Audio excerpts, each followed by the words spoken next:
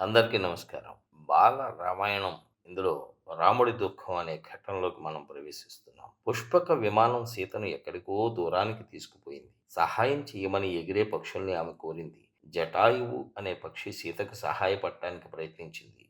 కానీ రావణుడు దాన్ని తన పదునైన కత్తితో బాగా గాయపరిచాడు. తర్వాత చెట్లు, కొండలు, నదులు మొదలైన వాటిని ఉద్దేశించి ఆమె కేకలు పెట్టింది. ఒక కొండ మీద కొన్ని కోతుల్ని చూసి తన నగలు కొన్నిటిని అక్కడ పడేసింది. ఆమె కేకల వల్ల గాని, ఏడుపు వల్ల గాని ఆమెకి ఏమీ సహాయం లభించలేదు.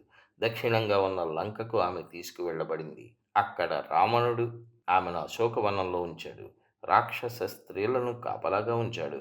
ప్రతిరోజు విలువగల వస్తువులెన్నో చూపి తన రాణిగా ఉండమని సీతను బతిమాలేవాడు. ప్రతిసారి ఆమె అతని కోరికను నిరాకరించేది. చివరికి రావణుడు ఓర్పు కోల్పోయాడు. నీకు 12 నెలలు గడువు ఇస్తున్నాను. ఆ తర్వాత కూడా నా కోరికను నిరాకరిస్తే అప్పుడు మా వంటవాళ్ళు నిన్ను ముక్కలు ముక్కలు ముక్కలు ముక్కలుగా చేస్తారు. బాగా ఆలోచించుకో అని గర్జించాడు. విచారంతో సీత తల వంచుకుంది. ఏమీ మాట్లాడలేదు. అంతలో చాలా ఆతుర్దాగా రాముడు పంచవటికి పరిగెత్తాడు.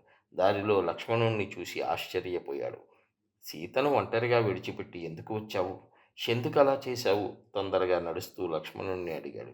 సీత ఎలా ఆదుర్దా చెందింది, తాను ఎలా వెతుక్కుంటూ బయలుదేరింది అతను రాముడికి తెలియజేశాడు. అది వింటూ సీతకు ఆపద సంభవించవచ్చని రాముడు అనుకున్నాడు. ఆందోళన చెందాడు. నరక వేగం ఎక్కువ చేశాడు. భయపడినట్లుగానే సీత కుటీరంలో లేకపోవడాన్ని చూశాడు. రాముడి దుఃఖానికి అంతులేదు. పసిపిల్లాళ్ళ ఏడ్చాడు. అడవిలో ఉన్న స్నేహితుల్ని సీత ఎక్కడుందో చెప్పమని అడిగాడు. సీతను వెతుక్కుంటూ రాముడు అడవిలో తిరిగాడు. చెట్లు విచారంతో తలలు వంచుకోవటం, ఆమె రోదన ధ్వనులకు కొండలు మారుమోగటం, పక్షులు మూలగటం చూసి సీత గొప్ప ఆపదలో ఉన్నట్టు రాముడు గ్రహించాడు. ఆమె పెంపుడు లేడి అందాల కళ్ళలోంచి నీళ్లు కారుతున్నాయి.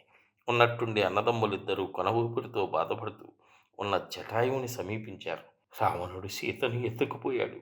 అతను దక్షిణంగా వెళ్ళాడు అంటూ ప్రాణం విడిచింది ఆ పక్షి. అడవిలో ఉన్న చాలామంది ఋషులు ఋష్యముఖ పర్వతం వద్దకు వెళ్ళమని రాముడికి సలహా ఇచ్చారు. రాక్షసుల మాయోపాయాలు వాళ్ళకి తెలుసు. వాళ్ళ నాయకుడైన సుగ్రీవుడికి అవన్నీ తెలుసు. నీకు సహాయం చేయదగినవాడు అతనే అని కూడా వాళ్ళు చెప్పారు. అందువల్ల రామలక్ష్మణులు నడక సాగించారు. చివరికి వాళ్ళు అందాల ఋష్యమూక పర్వతం చేరుకున్నారు. సుగ్రీవుడితో చెలిమి ఈ భాగంలోకి అడుగుపెట్టే ముందుగా చిన్న విరామం తీసుకుందాం. ధన్యవాదాలతో మీ నూజిళ్ళ సూరిబాబు.